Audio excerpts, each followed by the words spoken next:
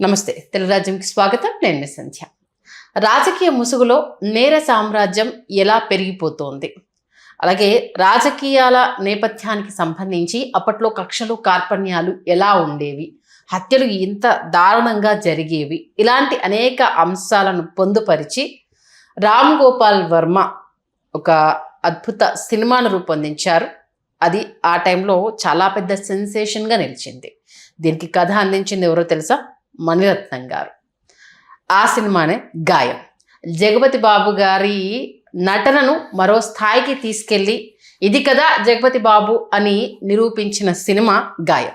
ఆ సినిమా వచ్చి 30 ఏళ్ళు పూర్తి చేసుకున్న సందర్భంగా అప్పుడు గాయం చేసిన సెన్సేషన్స్ ఏంటి, రామ్ గోపాల్ వర్మ గారిని ఏ రేంజ్కి పైకి తీసుకెళ్ళింది, జగపతి బాబు గారిని లైఫ్ని ఎలా టర్న్ చేసింది, మణిరత్నం గారు రాసుకున్న కథ మణిరత్నం గారు తీయకుండా రామ్ గోపాల్ వర్మ గారు ఎందుకు తీయాల్సి వచ్చింది తెలుసుకునే ప్రయత్నం చేద్దాం. చరిత్రకారులు, సినీ రాజకీయ విశ్లేషకులు చిల్లగడ్డ శ్రీకాంత్ గారు మనతో ఉన్నారు. ఆయన మాటల్లో.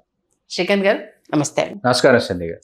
నాకు తెలిసి గాయం సినిమా మీకు అత్యంత ఇష్టమైన సినిమా, రాజకీయాలకు చాలా కేంద్ర బిందువుగా మారిన సినిమా కాబట్టి చాలా ఇంట్రెస్టింగ్ డీటెయిల్స్ ప్రేక్షకులకు అందిస్తారని స్పష్టంగా తెలుస్తుంది. దీని గురించి ఏం చెప్తారు? చైతన్య రథం వంగవీటి మోహన్ రంగారావు గారు రాధామిత్ర మండలి పతాకంపై నిర్మించిన సినిమా 1987లో విడుదలైంది. భానుచంద్ర గారు వంగవీటి మోహన్ రంగారావు గారి పాత్ర, వంగవీటి రాధాకృష్ణ గారు సీనియర్ అంటే మోహన్ రంగారావు గారు అన్నయ్య గారి పాత్ర శరత్ బాబు గారు చేసిన సినిమా. అది తెలుగునాట ఆ రోజు రాజకీయాల్లో కూడా పెను సంచలనం, పెను విప్లవం అని చెప్పచ్చు. ఎందుకంటే అప్పటి ప్రభుత్వం మీద, అట్లాగే అప్పటి విజయవాడ రాజకీయాలు, వర్గపోరు ఏదైతుందో వాటికి సంబంధించిన సినిమా అని చెప్పి చాలా పెద్ద ఎత్తున చర్చ జరగటం, దానికి సంబంధించి సాక్షాత్తు అప్పటి రాష్ట్ర ముఖ్యమంత్రి నందమూరి తారక రామారావు గారు ఈ సినిమా దర్శకులు ఎవరైతే ఉన్నారో ధవళ సత్యం గారిని పిలిపించుకొని మాట్లాడటం, ఇవన్నీ కూడా జరిగాయి. కాకపోతే సినిమా విడుదల కావడం, సూపర్ హిట్ కావడం అన్నీ జరిగాయి. మీకు ఈ సినిమా తమిళంలో విడుదలై గీతం అనే పేరుతో డబ్ చేశారు. ఆ సినిమా చూసిన మణిరత్నం గారు చాలా ఆశ్చర్యపోయారంట. అసలు తెలుగులో ఇలాంటి ఒక సినిమా చైతన్య రథాన్ని తమిళంలో విడుదలై గీతం అని. భానుచంద్ర గారికి, శరత్ బాబు గారికి తమిళంలో చాలా మార్కెట్ ఉంది కదా. భానుచంద్ర గారికి తమిళంలో చాలా మార్కెట్ ఉంది. అప్పుడు విడుదలై గీతం పేరుతో డబ్ చేశారు. అది మణిరత్నం గారు చూశారు. అప్పటికి మణిరత్నం గారు దర్శకులు అయిపోయారు.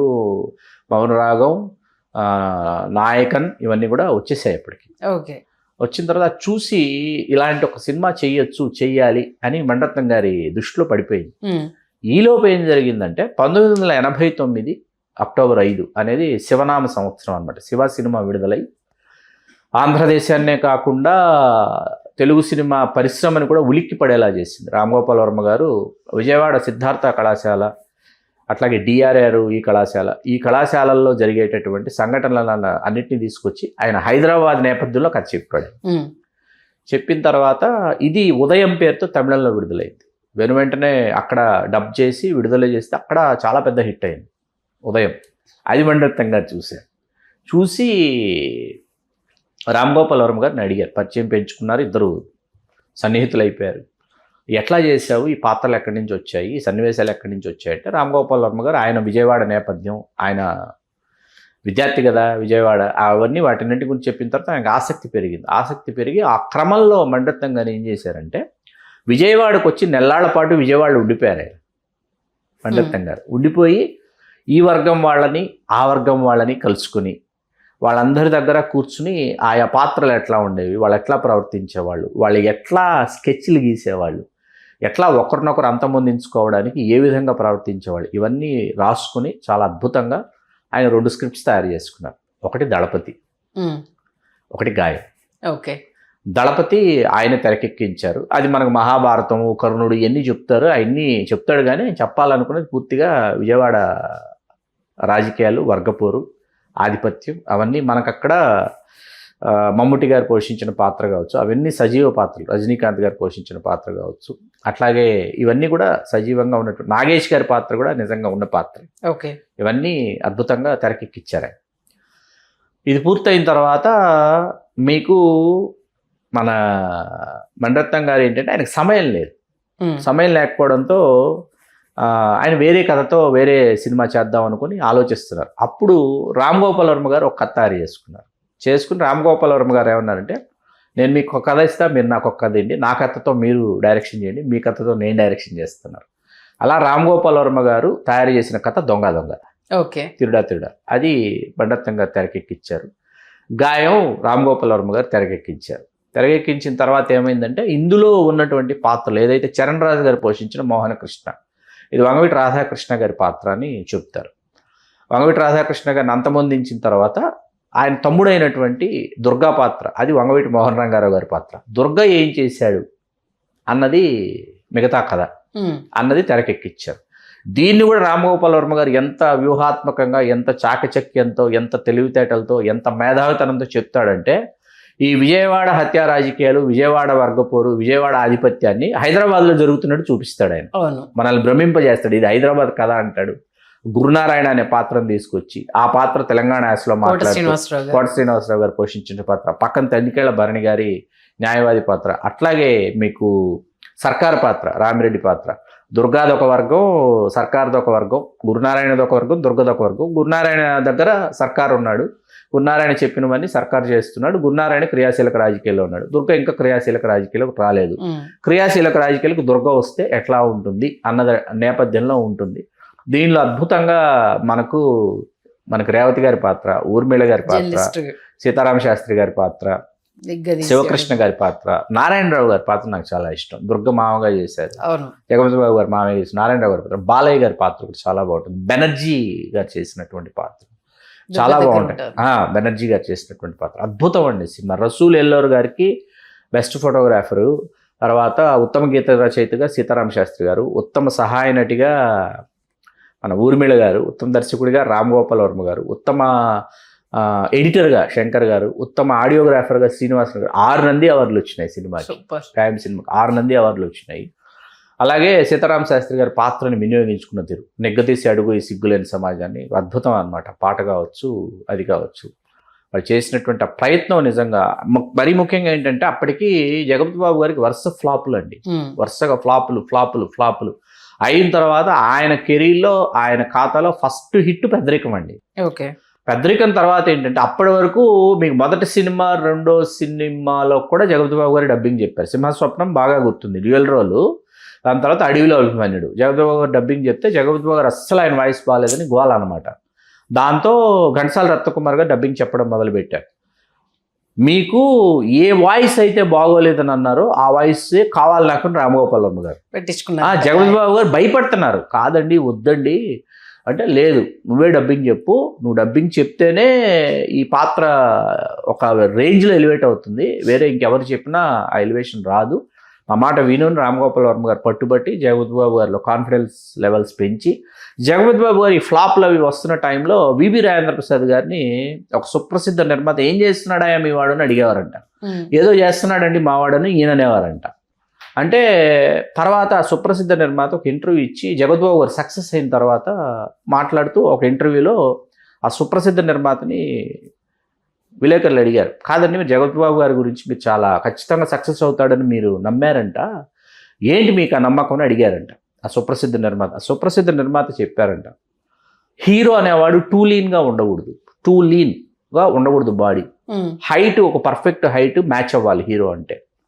చెప్పినటువంటి అద్భుతమైన విషయాలండి. తర్వాత మీకు వాయిస్ డిక్షన్ ఒకటి చాలా బాగుండాలి, ఎందుకంటే డైలాగా తన సొంత గొంతుకుతో చెప్పాలి, చెప్పినప్పుడే ఆడియన్స్కి దగ్గర అవుతాడు. ఇది జరిగిన రోజు జగపతి బాబు సక్సెస్ అవుతాడని నేను అనుకున్నా, అది జరిగిందన్న. ఆ సుప్రసిద్ధ నిర్మాత తెలుగు సినిమా ప్రపంచానికి డాక్టర్ అక్కినేని నాగేశ్వరరావు గారిని పరిచయం చేసిన అన్నపూర్ణ ఎంటర్ప్రైజెస్ అధినేత దుగ్గిపాటి మధుసూదన్ రావు గారు. ఓకే, ఆయన జడ్జిమెంట్, జగపతి బాబు సక్సెస్ అవుతాడు, ఖచ్చితంగా జగపతి బాబు సక్సెస్ అవుతాడని దుగ్గిపాటి మధుసూదన్ రావు గారు నమ్మారు.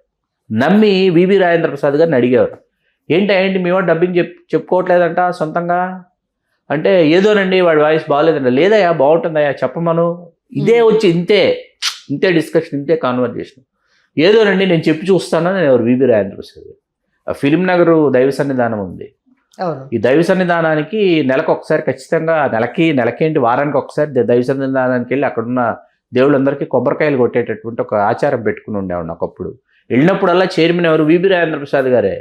వివి రాజేంద్ర ప్రసాద్ గారు, మురళీమోహన్ గారు, ఆహుతి ప్రసాద్ గారు, తోడు పెళ్లి కొడుకులాగా కూర్చునేవాడిని అనమాట. కూర్చుని అన్నీ చెప్పించుకొని వినేవాడిని. ఎందుకు మీరు ఇవన్నీ అడుగుతున్నారు, ఎందుకు మా వాడి గురించి ఇన్ని విషయాలు తెలుసుకుంటున్నారు అనేవారు వివి రాజేంద్ర ప్రసాద్. ఏదోనండి ఆసక్తి కొద్ది అడుగుతున్నాం. ఆ తర్వాత జగపతి బాబు గారితో సినిమాకి పనిచేసాం. ఓకే. తోడు పెళ్లి కొడుకులాగా జగపతి బాబు గారితో కలిసి దేశం అంతా తిరిగి ఆంధ్రదేశంతో పెళ్ళైన కొత్తలో సినిమా కోసం. అట్లాగే ఏంటంటే నిజంగా సంధ్య గారు నేను చూసినటువంటి హీరోల్లో జగపతి బాబు గారు లాంటి ఒక హీరోని, ఒక హ్యూమన్ బీయింగ్ని, ఒక పర్సన్ని, ఒక లవబుల్ అఫెక్షనేటివ్ పర్సనాలిటీని మనం చూడమండి. మనం చూడం. పెద్ద సినిమా ఇంటర్వ్యూ అప్పుడు ఒక విలేకరి రామ్ గోపాల్ వర్మ గారు మిమ్మల్ని క్వశ్చన్ అడగమన్నారు. అందరితో ఇంత మంచిగా ఉండడం జగపతి బాబుకి ఎట్లా సాధ్యమైంది, క్వశ్చన్ ఒకసారి వేసి ఆన్సర్ తెలుసుకోయ్యా అని చెప్పేసి అని అన్నారంట. ఆయన నాకు ఇప్పటికీ ఆశ్చర్యం ఏంటంటే ఆయన విజయవాడ సిద్ధార్థ కాలేజ్ స్టూడెంట్ అండి. ఆయన పూర్తి పేరు వీరమాచినేని జగపతి చౌదరి. ఆయన పూర్తి పేరు రాజేంద్ర ప్రసాద్ గారి పేరు వీరమాచినేని బాబు రాజేంద్ర ప్రసాద్, వివి రాజేంద్ర ప్రసాద్ గారి పేరు. ఈ చౌదరి తీసేసుకుని జగపతి బాబు అని పెట్టుకున్నాడు ఆయన, బి జగపతి బాబు అని. ఆ కాలేజీలో గొడవ అంట, చౌదరి ఎందుకు తీసేసావు నువ్వు అని. సొంత సామాజిక వర్గం వాళ్ళు ఏంట్రా మీ గొడవ అంటాడంటే జగపతి బాబు గారు, ఏంట్రా మీ గొడవ కమ్మ అని, ఏంట్రా బాబు ఈ గొడవ, మన మనుషులు రా బాబు, మానవత్వం ఉండాలి మనకి, తోటి మనుషుల పట్ల మనకు ఒక కన్సర్న్ ఉండాలి. ఎందుకంటే వాడు కుమార్తె కూడా విదేశీయుడిని ప్రేమిస్తే ఆయన చేసినటువంటి ఆ పెళ్లి ఆ వేడుక చూస్తే ఒకసారి చాలా గ్రేట్ పర్సన్ అండి జగపతి బాబు గారు. ఆయనకి ఏంటంటే ఈ సినిమాతో గాయన సినిమా లేకపోతే జగపతి బాబు గారు లేరు. అసలు రామ్ గోపాల్ వర్మ గారికి ఎందుకు జగపతి బాబు గారిని చూస్ చేసుకోవాలనిపించింది? అంటే రగ్గుడ్ లుక్ అండి. మనిషి చూస్తే ఏంటంటే ఆయన ఐస్ ఒకటి, వాయిస్ ఒకటి అండి, డిక్షన్ ఒకటి. అంటే ఇమేజ్ ఉండకూడదు. ఒక స్టార్ ఇప్పుడు మీకు అదే సినిమా మీకు నాగార్జున గారితో రామ్ గోపాల్ వర్మ గారు చేయడం చిటికలో పని. ఎవరికి? రామ్ గోపాల్ వర్మ గారికి చిటికలో పని. ఇదే సినిమా ఏది, ఏ శివ సినిమా అయితే తీశారో యార్లగడ్డ సురేంద్ర గారు, నాగార్జున గారి బావగారు ఎవరైతే ఉన్నారో ఎస్ఎస్ క్రియేషన్స్ అధినేత మన సుప్రియ గారు, సుమంత్ గారుల నాన్నగారు, ఇదే సినిమా నాగార్జున గారితో చేయడం చిటికలో పని. కానీ నాగార్జున గారితో చేస్తే అంచనాలు పెరిగిపోతాయి, అంచనాలు విపరీతంగా పెరిగిపోతాయి నాగార్జున గారితో చేస్తే. కాబట్టి ఇమేజ్ ఉండకూడదు, ఈ సినిమా చేస్తే అతనికి ఇమేజ్ రావాలి అని ఆలోచించారు. జగపతి బాబుకి రగడ్ లుక్ కనిపించదు కదా, లవర్ బాయ్ ఇమేజ్. అది ఆ సన్నివేశాల్లో ఏది జగపతి బాబు గారు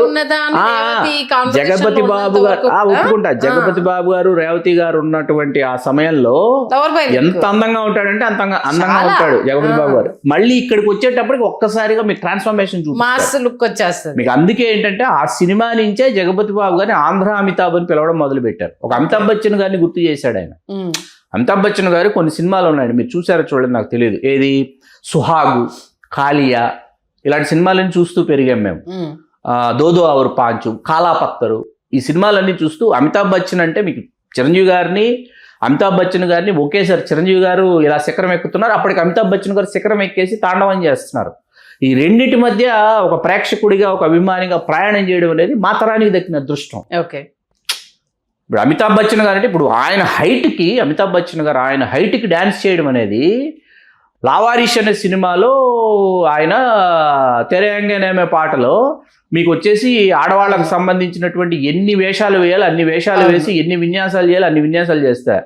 ఆ తెరయంగనేమే పాట చాలా మంది మాకు తెలుసు, మా చిన్నప్పుడు మేము విని పెరిగాం కాబట్టి అది అమితాబ్ బచ్చన్ గారి పాట, దానికి ఆయన డ్యాన్స్ చేశారని చెప్పేసి ఆ ఊరు వాడ మార్మోగిపోయినటువంటి పాట. ఇది తర్వాత ఈ మిమిక్రీల్లో దాంట్లో తర్వాత సినిమాల్లో మన బ్రహ్మానందం గారు దాన్ని మ్యానరిజం చేసుకున్నారు.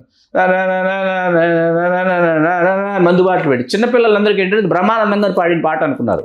కాదు, మా అమ్మాయితో సహా కాదు, అమితాబ్ బచ్చన్ గారి పాట అని చూపిస్తే గారు నమ్మరిళ్ళు. బ్రహ్మానందం గారు అంత మ్యాజిక్ చేశారు. ఇప్పుడు అమితాబ్ బచ్చన్, ఆంధ్ర అమితాబ్ అని ఎందుకన్నారు జగపతి బాబు గారు అంటే అమితాబ్ బచ్చన్ గుర్తొచ్చాడు ఆ దుర్గా పాత్రలో. అమితాబ్ బచ్చన్ గారి వాయిస్, అమితాబ్ బచ్చన్ గారి డిక్షన్ ఒకటి ఉంటుంది, అది గుర్తొచ్చింది ప్రేక్షకులకి. ఓహో మనకు ఒక అమితాబ్ బచ్చన్ దొరికి, ఆయన ఆంధ్ర అమితాబ్ అనాలా, శోభన్ బాబు గారి తర్వాత ఇంకొక శోభన్ బాబు గారు అనాలా అర్థం కాదు జగపతి బాబు గారి. రెండు చూపించాడు ఆయన, రెండు చూపించి ఇప్పుడు ఇంకొక పరాకాష్ఠకు చేరుకున్నాడు ఆయన. అంటే రామ్ గోపాల్ వర్మ గారిని అంటున్నారా జగపతి బాబు గారు? జగపతి బాబు గారు అండి ఇప్పుడు పరాకాష్ఠకే చేరుకున్నారు. ఒకరేమో మెల్లిమెల్లిగా ఆయన పందా మార్చుకుని ఒక్కొక్క శిఖరాన్ని క్యారెక్టర్ రూపంలో జగపతి బాబు గారు ఎక్కుతున్నారు. ఇంత మంచి సినిమా తీసిన రామ్ గోపాల్ వర్మ గారు ఆయన పరాకాష్ఠకు చేరి కిందికి చేరారు. ఇంట్రడ్యూస్ చేసిన దాంట్లోనే ఇప్పుడు ఇద్దరి గురించి మాట్లాడుతుంటే ఒకరేమో ఇక్కడ ఉన్నారు, ఒకరేమో ఇక్కడ ఉన్నారు. నేను రామ్ గోపాల్ వర్మ గారి గురించి మీరు ఏం మాట్లాడినా, ప్రపంచం అంతా ఏం మాట్లాడుకున్నా, మీరు మాట్లాడిన దాంతో నేను ఏకీభవించను. రామ్ గోపాల్ వర్మ గారు ఆయనకు నచ్చిన విధానంగా, ఆయనకు వచ్చినటువంటి జీవన విధానంలో ఆయన ఉన్నారు. అలా లేని వాళ్ళు చాలా బాధపడతారు, ఈర్షపడతారు, అసూయపడతారు, అది వేరే విషయం. జీవన విధానం గురించి కాదు, సినిమాల గురించి. ఆయన లైఫ్ స్టైల్, ఆయన పర్సనల్, అది ఆయన ఇష్టం, సంబంధం లేదు. అది ఏమండి, వచ్చేసరికి ఎవరి జీవితమైనా, నా జీవితమైనా, మీ జీవితమైనా, రామ్ గోపాల్ వర్మ గారి జీవితమైనా, ఎవరి జీవితమైనా ఓ దశకు వచ్చాక ఏ కదలిక లేకుండా ఆగిపోతుంది. మీకు అర్థమైందా? ఆగిపోలేదు కదా. ఏ సినిమాలు తీశారు, ఎందుకు ఆయన ఇప్పుడు చేస్తారా చెయ్యరా వద్దు అని మనం ఎవరు ఆయన డిక్టేట్ చేసే పరిస్థితి కాదండి. భారతీయ సినిమాని అమితంగా ప్రభావితం చేసినటువంటి దర్శకుల్లో ఒక 10 మంది పేర్లు రాయాల్సి వస్తే ఖచ్చితంగా రామ్ గోపాల్ వర్మ గారి పేరు రాసి తీరాలి. ఒక ప్రకాష్ జా కావచ్చు, ఒక మాధుర్ భండార్కర్ కావచ్చు, ఒక అనురాగ్ కశ్యప్ కావచ్చు, మీరు ఎవరి పేరు తీసుకోండి, వీళ్ళలో ఎవరైనా కావచ్చు, వీళ్ళందరూ కూడా రామ్ గోపాల్ వర్మ గారి శిష్యులు అన్న విషయం గుర్తుపెట్టుకోవాలి. వీళ్ళందరూ కూడా భారతీయ సినిమాని వీళ్ళు కూడా విశేషంగా ప్రభావితం చేసిన దర్శకులను గుర్తుపెట్టుకోవాలి. కృష్ణవంశీ గారు కావచ్చు, నెక్స్ట్ ఏమండి మనం ఇంత తెలుగులో కాసేపు శివనాగేశ్వరరావు గారు, గోపీచంద్ నాదెళ్ల గారు, లేకపోతే కృష్ణవంశీ పసుపులేటి, లేకపోతే ఉత్తేజు తేజ గారు సినిమాటోగ్రాఫర్, ఆయన డైరెక్టర్ ఈ శివనాగేశ్వరరావు గారు, వీళ్ళందరూ ఓకే అండి, ఇది తెలుగు అండి. రెహమాన్ గారిని సౌత్ నుంచి నార్త్కు తీసుకువెళ్ళి ఉత్తరాదిని ఉర్రూతలూపేలాగా సంగీతం తీసుకున్నటువంటి దర్శకుడు కూడా రామ్ గోపాల్ వర్మ గారు అనే విషయం మనం గుర్తుపెట్టుకోవాలి. రంగీలా సినిమాతో ఇట్లా ఒకటి కాదండి. ఇప్పుడు షెడ్కి వెళ్ళిపోయారు అమితాబ్ బచ్చన్ గారు, ఆయన ఏంటో చేసుకుంటున్నారని అమితాబ్ బచ్చన్ గారి తర్వాత ఇదిరా అమితాబ్ బచ్చన్ అని సర్కారం చూపించిన వాడు రామ్ గోపాల్ వర్మ గారు అన్న విషయం గుర్తుపెట్టుకోవాలి. మన చిరంజీవి గారితో రామ్ గోపాల్ వర్మ గారు సినిమా చేశారా, బాలకృష్ణ గారితో చేశారా, ఈ కాదండి ఇక్కడ సమీకరణాలు. ఒక సర్కార్ సినిమాకి ప్రసాద్ మల్టీప్లెక్స్ తో మొదలు పెడితే, హైదరాబాద్ సెంట్రల్ సినిమాక్స్లతో మొదలు పెడితే, హైదరాబాద్లో ఆ రోజున అన్ని మల్టీప్లెక్స్లకి అమితాబ్ బచ్చన్ గారిని, ఐశ్వర్యరాయ్ గారిని, అభిషేక్ బచ్చన్ గారిని తీసుకొచ్చి సక్సెస్ మీట్లు పెట్టినటువంటి రామ్ గోపాల్ వర్మ గారిని మీరు చూడాలి, మేము చూసాం. That is Ram Gopal Varma. ఇప్పుడు మీరు అన్నట్టు విజయవాడ నేపథ్యాన్ని తీసుకొచ్చి హైదరాబాద్ లో తీసి హిట్ కొట్టడం, దాంట్లో మళ్ళీ ఏంటి ఎంత మార్మికత దాగుందంటే, దీంట్లో మళ్ళీ వినాయకుడి నిమజ్జనం తీసుకొస్తాడు.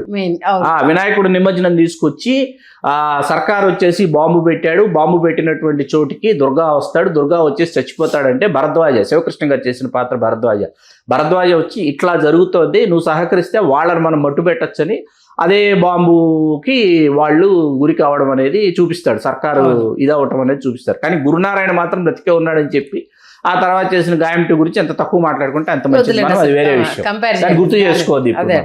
కోట శ్రీనివాసరావు గారి యాక్టింగ్ గురించి, ఆయన ఉత్తమ విలన్ కదండి ఆ సమయంలో. ఆయనకి బ్యాక్ టు బ్యాక్ ఏంటంటే ఈ సినిమా ఒకటండి, ఇది గాయం ఒకటి, బ్యాక్ టు బ్యాక్ ఎలాంటి సినిమాలు వచ్చాయంటే ఆయనకి గణేష్ లో చేసినటువంటి పాత్ర, ఆరోగ్య శాఖ మంత్రి, అంటే ఎంత జుగుప్సాకరమైనటువంటి పాత్ర అంటే అంత జుగుప్సాకరమైనటువంటి పాత్ర అన్నమాట అది. నిజంగా విగ్ తీసేసి ఆ రగ్గడ్ లుక్ కి తర్వాత విగ్ పెట్టుకొని చూసిన దానికి కంపేర్ కూడా చేయలేము మీరు అన్నట్టు. అలా అది చేయడం అనేది అసలు గురునారాయణ అద్భుతం అండి. ఆ పాత్ర రాసుకోవడమే అద్భుతంగా రాసుకున్నారు. స్లాంగ్ కూడా ఎమ్రతమ్మి మరి కలుద్దామా. అందులో ఏంటంటే మైకేల్ జాక్సన్ ప్రోగ్రామ్ వస్తుంటుంది, కూర్చొని చూస్తుంటాడు, చూస్తా ఏం రాబోయే వీడు ఇట్లా చేస్తున్నాడు డాన్స్ అని చెప్పి ఈయన చేస్తాడు. 2 స్టెప్లు వేసేసిన తర్వాత మీడియా, మన రేవతి గారు ఇంటర్వ్యూ కోసం వచ్చంటే, ఇప్పుడు లేదు ఇంటర్వ్యూ ఏం లేదు వెళ్ళిపోమండి అంటే, ఏంటి ఇంటర్వ్యూ వద్దా, మీడియా వద్దా, ఎక్కడ మైకేల్ జాక్సన్ ఎక్కడ మనం చూడటంలా అంటాడు తనికెళ్ళ భరణి గారు. అవును అంతేనంటావా అంటాడు అనమాట. తర్వాత వచ్చి ఆడ ఇంటర్వ్యూ కాన్వర్జేషన్ ఉంటుంది, ఆవిడ ఏ ప్రశ్న వేసినా ఖండిస్తున్నా, గదైతే ఖండిస్తున్నాం అంటే ఏం మాట్లాడినా ఖండిస్తారు ఏంటంటున్నారు. చాలా అమాయకంగా అనమాట, కోల్డ్ బ్లడెడ్ మర్డరరు చాలా అమాయకంగా ఖండిస్తున్నా అంటుంటాడు కూర్చుని. గదే ఖండిస్తున్నాము, మేము ఎప్పుడూ ఖండిస్తున్నాము అనేసరి. నిజంగా అంటే తర్వాత పెద్దగా అయిన తర్వాత ఈ సినిమా ఇది అని తెలిసిన తర్వాత ఆ నేపథ్యం ఏంటి, ఇక్కడ హైదరాబాద్కి వచ్చి తీసింది ఏంటి, దీంతో ఈ హిట్ కొట్టడం ఏంటి అని విన్నప్పుడు చాలా షాకింగ్ అనిపించింది. చాలా ఇంటర్వ్యూస్లో ఆయన చెప్పినప్పుడు కూడా ఇంత అద్భుతంగా దీన్ని తెరకెక్కించిన విధానము, ఒక స్మార్ట్ హీరోని తీసుకొచ్చేసి ఎంత రగ్గడ్గా చూపించేసి జనాలతోటి మెప్పించేసి ఇది కదా జగపతి బాబు అనిపించే. 1993 ఏప్రిల్ 22, 33 సంవత్సరాల గాయం అనమాట. 33 సంవత్సరాలు 33 సంవత్సరాల గాయం. సారీ అండి, ఇంట్లో 30 సంవత్సరాలు అన్నాను పొరపాటుగా. 33 సంవత్సరాల గాయం ఇవాళకి చాలా మందిని ఆలోచింపజేస్తుంది, చేస్తుంది కూడా. ఖచ్చితంగా అది ఎప్పుడు చెప్తూ ఉంటారు కదా, సినిమా దర్శకులు అవ్వాలి అనుకునే వాళ్ళు కావచ్చు, మేకింగ్కి సంబంధించి తెలుసుకోవాలనుకునే వాళ్ళు కావచ్చు, రామ్ గోపాల్ వర్మ అనే ఒక వ్యక్తి చిన్నప్పటి పుస్తకం. సినిమా మొత్తానికి అద్భుతమైన సీన్లో వచ్చే షాట్ ఏంటంటే అండి, ఈ సినిమాలో కలిసి వెళ్తారు జగపతి బాబు గారు, ఊర్మిళ గారు అందరూ. ముందర వచ్చేసి గన్మ్యాన్ ఉంటాడు. గన్మ్యాన్తో అప్పటిదాకా చాలా అఫెక్షనేటివ్ కాన్వర్జేషన్ ఊర్మిళ గారు చేస్తారు.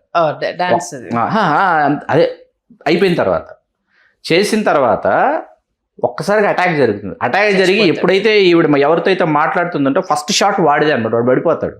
చచ్చిపోతే వాడి వైపు ఊర్మిళ గారు అలా చూస్తుండిపోతారు.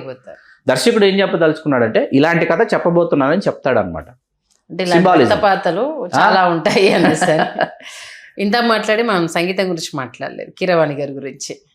ఇది శ్రీ గారు అండి సంగీతం, కీరవాణి గారు కాదు. కీరవాణి గారు కదా, శ్రీ గారు సంగీతం. శ్రీ గారు, చక్రవర్తి గారు అబ్బాయి శ్రీ గారు సంగీతం చేశారు. అలుపన్నది ఉన్న పాట శ్రీ గారు ఆ సమయంలో చాలా మంచి సినిమాలు, గొప్ప పాటలు చేశారండి. లిటిల్ సోల్జర్స్ ఒకటి, మనకి గాయం ఒకటి, ఇలా చాలా మంచి సినిమాలు చేశారు. అమ్మోరు కూడా వాళ్ళ నాన్నగారితో పాటు ఆయన సంగీతం చేశారు. అమ్మోరు సినిమాకి కూడా నేపథ్యం అదంతా శ్రీ గారి సంగీతం. ఎందుకు మొత్తానికి మరొక్కసారి గాయం సినిమా నేపథ్యం ఏంటి, మణిరత్నం గారు చేయాలనుకొని ఎందుకు చేయలేకపోయారు, రామ్ గోపాల్ వర్మ ఎక్స్చేంజ్ స్టోరీల కింద ఎలా మార్చుకున్నారు, జగపతి బాబు గారి కెరీర్ని ఎలా మలుపు తిప్పింది, కోట శ్రీనివాసరావు గారిని ఏ రేంజ్కి తీసుకెళ్ళింది, అనేక విషయాల్ని ప్రేక్షకులు తెలియజేశారు. ధన్యవాదాలు శ్రీకాంత్. ధన్యవాదాలు సంజయ్.